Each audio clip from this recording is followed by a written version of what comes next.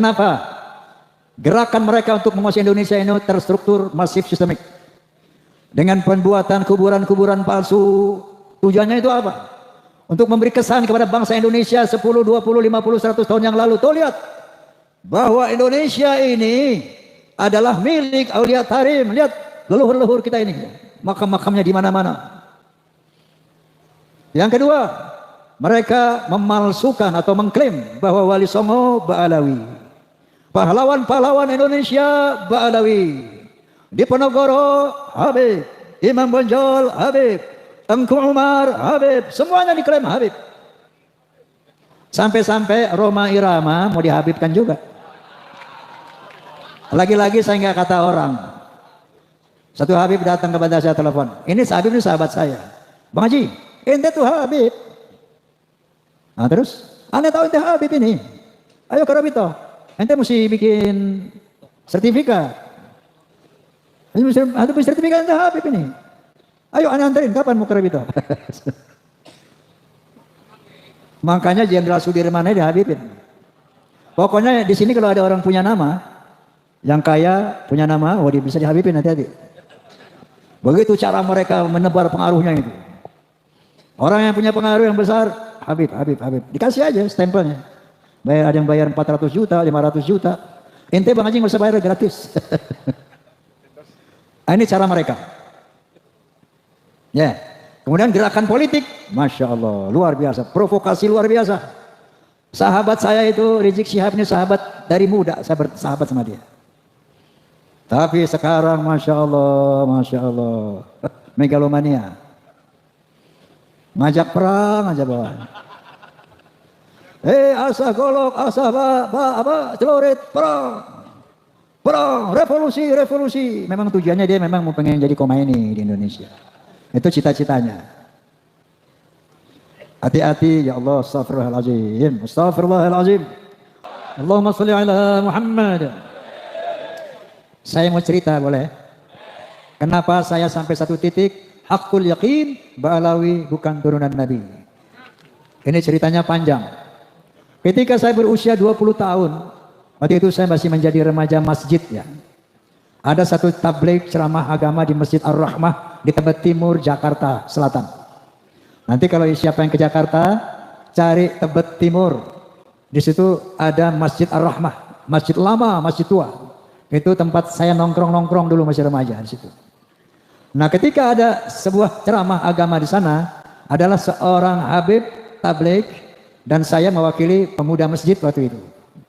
Tabligh ini, Habib ini bilang begini, "Hei, kalau ada seorang Habib, anak Habib, dia mabuk-mabukan, dia berzina, dia berjudi, dia mencuri, jangan kata apa-apa." Ini orang Betawi nih Habibnya nih.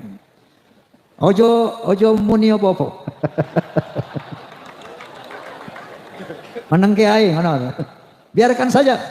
Itu dia cucu Rasulullah. Dia ahli surga. Jangan dikata apa-apa, ojo muni opo-opo, menengai. Itu saya merasa terganggu dengan statement itu. Waduh, ini kayaknya bertentangan dengan al-Islam. Maka ketika giliran saya naik, saya bicara, anak koreksi antum. Setahu saya baca satu firman. Qala ta'ala, a'udzu billahi minasyaitonir rajim. Bismillahirrahmanirrahim. Ya ayuhan nas, inna khalaqnakum min dzakari wa untha wa ja'alnakum syu'uban wa qabaila lita'arafu. Inna akramakum 'indallah atqakum. Hai manusia, aku telah menciptakan kalian dari seorang laki dan perempuan. Dari sana aku jadikan kamu berbangsa-bangsa. Dari bangsa-bangsa itu aku jadikan kamu bersuku-suku. Contohnya Indonesia, bangsa Indonesia. Tidak kurang dari 700 suku lebih. Bayangkan, ada Sunda, ada Jawa, Aceh, Padang, Batak, dan banyak lagi yang lainnya. Gimana bang? Apa perintah Allah? Lita'arafu, saling mengenallah. Lita'arafu, saling menghormatilah. Inna akramakum 'indallahi atqakum. Ketinggian derajatmu di sisi Allah bukan dari mana bangsamu, bukan dari tinggi berapa jabatanmu, bukan dari berapa banyak hartamu, tapi sebanyak apa takwamu kepada Allah Subhanahu wa taala. Wa qala Nabi sallallahu alaihi wasallam, la fadla li Arabiyyin ala ajamiyyin illa bi taqwa. Tidak ada kelebihan bangsa Arab dari yang bukan Arab kecuali takwa. Gitu Bib, saya bilang. Wa qala Nabi sallallahu alaihi wasallam aidan, al jannatu lil muttaqina walau kana 'abdan habasyian wan naru lil 'asina walau kana sayyidan quraisyan hasimian. Surga itu buat orang-orang yang bertakwa walaupun dia budak dari bangsa Habsyi, dan neraka untuk orang-orang ahli maksiat walaupun dia sayyid Bani Quraisy, Bani Hashim yang ini keturunan Nabi semuanya. Bahkan Rasulullah mengatakan, "Lau anna Fatimah bint Muhammadin sarqat laqatta'tu yadaha." Seandainya Fatimah bint Muhammad mencuri, aku potong tangannya. Inilah al-Islam, dinul khalis. Rasulullah SAW adalah seorang nabi yang demokratis, tidak nepotis. Paham? Ini saya sampaikan. Ramai itu masjid malam itu. Wah, ini Bang Haji ini. Waktu itu saya sudah mengcounter mereka. Hati bukan mengantar. Mengapa? Mengadakan apa? Perbandingan seperti itu. Besoknya dipanggil saya Gus sama sesepuh Habib. Yang notabene bapaknya juga. Oma, ente ngomong apa semalam di masjid? Saya jelaskan bla bla bla bla. Habis ada Habib ngomong begini, maka saya jawab bla bla bla bla bla. Mohon koreksi Habib, saya bilang. Apa dia bilang? Yang ente katakan semuanya benar, nggak ada yang salah. Tapi tolong ucapan kayak gitu jangan disampaikan lagi kepada umat di mana-mana. Cukup di situ aja semalam aja. Kenapa, Bib? Agar tidak mengganggu ukhuwah Islamiyah. Ini astagfirullahaladzim. Saat itu saya sempat berpikir mungkin benar juga ya. Dan saya lihat waktu itu belum terlalu berbahaya ini Mbak Alwi ini. Oke, makanya saya telan aja di perut tuh. Sampai umur 78 tahun sekarang ini. Berapa tahun? Dari umur 20 sampai 78. 58 tahun saya pendam dalam perut kelakuan Mbak Alawi itu.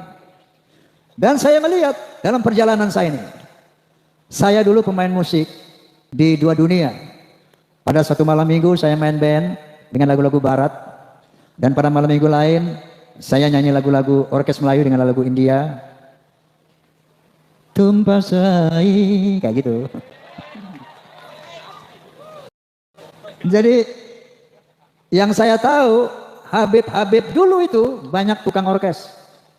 Pemain suling Habib, pemain mandolin Habib, pemain gitar Habib. Yang joget Habib juga. Pada mabuk. Joget mabuk. Ini gue cerita pengalaman, Bib. Pengalaman saya nggak mau kata orang enggak. Yang saya alami. Nah, itu Habib yang dulu muda mabuk itu. Beberapa tahun yang lalu ketemu saya sudah bersorban, berjubah. Tapi masih mabuk. Wallahil azim. Tidak kata orang, ini semua yang ceritakan pengalaman saya. Pengalaman saya sendiri. Ente keren banget, Wi. Namanya ujungnya Wi. Nggak usah saya bilangin nama siapa. Wi, lo jadi ulama, Wi. Iya biasa dah. Kok mulut lu bau minuman sih, Wi? Emang apa? Gua minum masuk aja jadi air putih. Pengalaman saya dengan Habib ini. Satu saat, ini memang teman saya Habib melulu zaman muda itu. Ya, saya main catur dengan seorang anak Habib yang diyakini waliullah. Bapaknya ini Habib Anu, nggak perlu saya sebut namanya, tapi populer di kalangan Habib. Habib Anu min jumlatil aulia, saya nggak sebutkan namanya. Ini saya cerita kisah saya sendiri, saya nggak kata orang lain. Main catur, nggak lama azan asar. Allahu akbar. Saya bilang, Mat, namanya Mamat. Mat, sholat dulu ya azan tuh. Alah, ngapain sholat? Itu sholat bikinan njit gue. Tenang aja lo, nggak ada apa-apa, nggak usah sholat. Itu kelakuan mereka seperti itu. Ternyata begitu ada polemik nasab, mereka sering mengklaim kita ini ahlul bait. Kita dibersihkan oleh Allah Subhanahu wa taala. Ternyata ini Siti Sarah ini nggak percaya, ketawa dia, dipikir ini manusia biasa yang datang, padahal malaikat. Oh, mana mungkin, saya udah tua mau dikasih anak sama Allah, dia tertawa. Qalu ata'jabina min amrillah rahmatullahi wabarakatuhu alaikum ahlal bait innahu hamidum majid. Malaikat itu berkata, Hei, apakah kamu ragu tentang perintah Allah yang memberikan rahmat dan barokah kepada kamu ahlul bait? Innahu Hamidum Majid. Allah itu maha terpuji dan maha mulia. Nah, ahlul bait Nabi Ibrahim saat itu siapa? Satu, Ismail. Yang kedua, Siti Hajar. Yang ketiga, Sarah. 3 orang ini ahlul bait. Ketika punya anak namanya Ishak, setelah diberi anak, maka ahlul bait Nabi Ibrahim 4 orang. Nabi Ishak punya anak, Nabi Yakub. Nabi Yakub punya anak 12. Ini bukan ahlul bait Nabi Ibrahim. Nabi Yakub dan 12 putranya itu adalah zuriyah Nabi Ibrahim, itrah Nabi Ibrahim, alu Ibrahim, bukan ahlul bait Ibrahim. Paham? Nah, kalau Ba'alawi gini hari yang udah sering ngaku-ngaku ahlul bait, lucu atau kocak? Ini memanipulasi Al-Quran. Makanya mereka berbuat sewenang-wenang karena di sana ada kalimat innama yuridullahu liyudhhiba ankum rijsa ahlal bait wal yutahhirakum tatheera. Sesungguhnya Allah akan membersihkan dosa-dosamu dan akan mensucikan kamu sesuci-sucinya wahai ahlul bait. Ini dia pegang. Ini didoktrinkan kepada turunannya sehingga mereka merasa bebas melakukan kejahatan apapun karena mereka akan dibersihkan dari dosa dan akan disucikan sesuci-sucinya. Kalau kalian baca Al-Ahzab 28 sampai 33, jelas sekali bahwa ada satu kalimat, ya nisa'an nabi manja'an min kunna bi fasitin sayi'atin yudha'af la adabu du'afain. Istri Nabi, kalau ada di antara kamu yang berbuat dosa yang nyata, azabmu 2 kali lipat. Ahlul bait itu. Walaupun kalau berbuat baik, pahalanya 2 kali lipat. Tapi berbuat dosa, kata Allah, du'afain, 2 kali lipat. Lalu Allah mengatakan kepada istri Nabi yang notabene ahlul bait, apa kata Allah?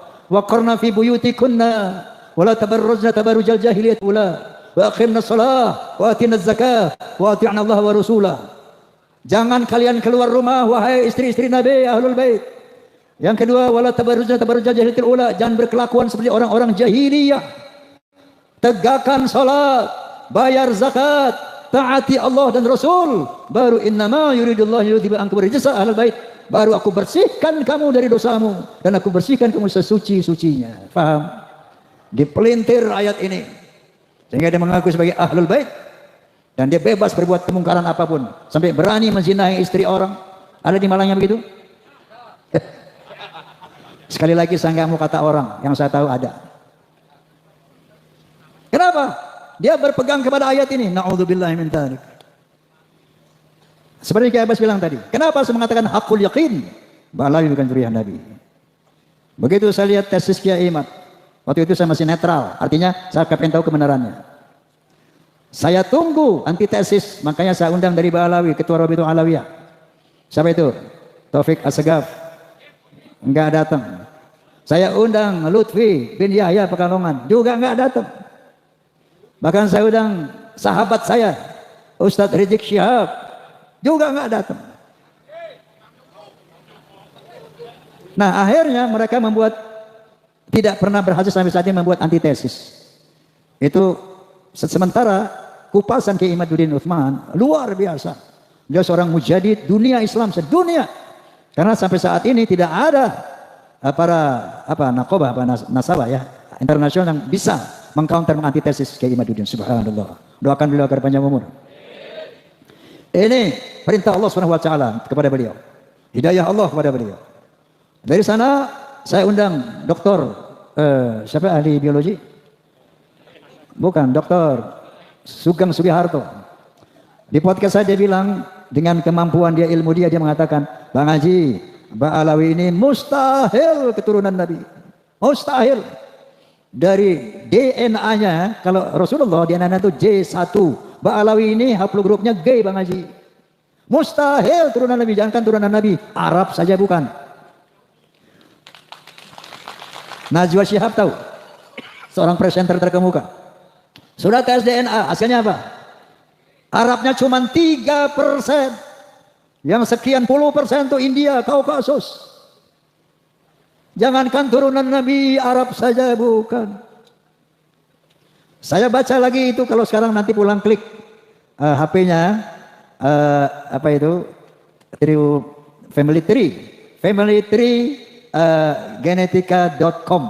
family tree, genetika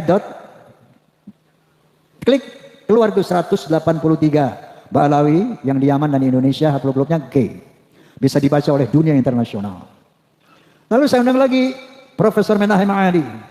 Dia ahli filologi. Menyatakan bahwa yang namanya Hazar Maut itu asalnya dari nama seorang Yahudi yang hijrah ke sana bernama Hazar Mawet. Hazar Mawet akhirnya menjadi nama Hadramaut. Nah mereka itu bukan turunan Nabi Ismail. Jadi bukan bangsa Arab. Mustahil secara filologi Ba'alawi keturunan Nabi. Nah dengan rangkuman 3 disiplin ilmu inilah maka saya menyatakan di podcast saya Bismillahirrahmanirrahim. Asyhadu an la ilaha illallah wa asyhadu anna Muhammadar Rasulullah. Haqqul yaqin. Ba'alawi bukan turunan Nabi. Rasulullah Muhammad. Nah, lalu beliau membentuk PWI. Wallahil azim, kita umat Islam wajib mendukung. Wajib mendukung. Kenapa? Gerakan mereka untuk menguasai Indonesia ini terstruktur masif sistemik. Indonesia ini terstruktur masif sistemik. Dengan pembuatan kuburan-kuburan palsu. Tujuannya itu apa? Untuk memberi kesan kepada bangsa Indonesia 10, 20, 50, 100 tahun yang lalu. Tuh lihat. Bahwa Indonesia ini adalah milik Aulia Tarim. Lihat leluhur-leluhur kita ini. Makam-makamnya di mana-mana. Yang kedua, mereka memalsukan atau mengklaim bahwa Wali Songo Ba'alawi. Pahlawan-pahlawan Indonesia Ba'alawi. Diponegoro Habib. Imam Bonjol Habib. Tengku Umar Habib. Semuanya diklaim Habib. Sampai-sampai Roma Irama mau dihabibkan juga. Lagi-lagi saya nggak kata orang. Satu Habib datang kepada saya telepon. Ini Habib ini sahabat saya. Bang Haji, ente tuh Habib. Nah terus, ane tahu ente Habib ini. Ayo ke Rabito. Ente mesti bikin sertifikat. Ente mesti sertifikat ente Habib ini. Ayo ane anterin, kapan mau ke Rabito? Makanya Jenderal Sudirman ini dihabibin. Pokoknya di sini kalau ada orang punya nama, yang kaya punya nama, oh dia bisa dihabibin, hati-hati. Begitu cara mereka menebar pengaruhnya itu. Orang yang punya pengaruh yang besar, Habib, Habib, Habib. Dikasih aja stempelnya. Bayar, ada yang bayar 400 juta, 500 juta. Ente Bang Haji nggak usah bayar, gratis. Nah, ini cara mereka. Ya. Kemudian gerakan politik, Masya Allah, luar biasa. Provokasi luar biasa. Sahabat saya itu, Rizik Syihab ini sahabat dari muda, saya bersahabat sama dia. Tapi sekarang Masya Allah, megalomania. Ngajak perang aja bawaan. Asah golok, asah celurit, perang, revolusi. Memang tujuannya dia memang mau pengen jadi Khomeini di Indonesia. Itu cita-citanya. Hati-hati ya Allah, astagfirullahaladzim. Orang kira ini ternyata kalau perjuangan ini tidak terorganisir, maka Nabi SAW bersabda ya bahwa kezaliman yang terorganisir akan mengalahkan kebaikan yang tidak terorganisir. Maka PWI LS adalah organisasi untuk mengcounter agenda Ba'alawi dalam rangka ingin menjajah Indonesia secara spiritual, secara ekonomi dan secara politik. Maka hukumnya wajib kita dukung PWI. Paham? Paham? Oke. Ini udah malam ya. Poinnya sudah dapat, kita poinnya sudah dapat. Bahwa makanya nanti insya Allah tanggal 27 Juli saya sediakan tempat saya lapangan Soneta Records di Depok untuk pelantikan PWI Jabodetabek. Saya ingin tunjukkan kepada bangsa Indonesia, kepada umat Islam Indonesia, kepada Ba'alawi, saya ada di PWI. Ya. Karena PWI lah satu-satunya organisasi yang punya komitmen untuk menjaga akidah umat Islam, untuk menjaga kemuliaan Rasulullah Sallallahu Alaihi Wasallam daripada pengotoran turunan-turunan palsu ini. PWI lah yang ternyata peduli terhadap keutuhan negara Kesatuan Republik Indonesia. Oleh karena itu, saya wakafkan karir saya, jiwa saya, usia saya untuk membackup gerakan Persatuan, Perjuangan Wali Songo Indonesia. Ada orang bilang, Bang Haji, ente kan udah aman, nyaman. Udah jadi superstar. Udah jadi legend. Udah kaya. Ngapain lagi Bang Haji konter-konter Pak Alawi? Nanti forsanya hilang. Fahmi Tamaminya hilang. Soneta nggak dilihat orang lagi. Gua kagak peduli. Kenapa? Saya melihat firman Allah Subhanahu wa taala. A'udzubillahi minasyaitonir rajim. Bismillahirrahmanirrahim. Kuntum khairu ummatin ukhrijat lin-nas, ta'muruna bil ma'ruf wa tanhauna 'anil munkar wa tu'minuna billah. Kalian hai umat Islam, umat yang terbaik yang dilahirkan dari bangsa manusia. Kenapa? Karena kalian punya konsep untuk menegakkan amar ma'ruf dan nahi munkar. Dan kalian adalah umat yang beriman kepada Allah Subhanahu wa taala. Dan Allah melanjutkan, a'udzubillahi minasyaitonir rajim. Wal takum minkum ummatun yad'una ilal khair wa ya'muruna bil ma'ruf wa yanhauna 'anil munkar wa ulaika humul muflihun. Hendaklah ada di antara kamu hai umat Islam yang sungguh-sungguh menyeru kepada kebaikan, menyeru kepada hal yang ma'ruf dan sungguh-sungguh mencegah kemungkaran. Itulah orang-orang yang beruntung. Mau beruntung apa tidak? Mau beruntung dunia akhirat apa tidak? Bela PWI. Allahu Akbar. Forsa, Fahmi Tamami, Pamdi, semua PWI harus terintegrasi solid. Membela umat, menjaga Islam, menjaga marwah Rasulullah SAW, dan menjaga negara kesatuan Republik Indonesia. Oke, saya akan tutup dengan sebuah lirik yang terinspirasi dari sabda Nabi SAW. Apa kata Nabi SAW?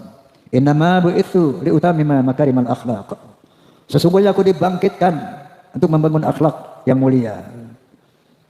Oleh karena itu, apa yang saya utarakan diikuti ya. Oke? Hayya hayya hayya hayya. Hayya hayya hayya hayya hayya. Hayya hayya hayya hayya. Dalam berbicara harus memakai akhlak. Di dalam berbusana harus memakai akhlak. Dalam rumah tangga harus memakai akhlak. Di dalam bernegara harus memakai akhlak.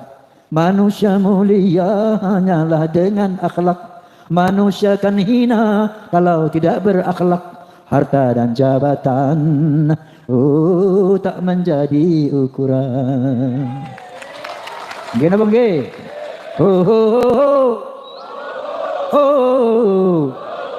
Lagi.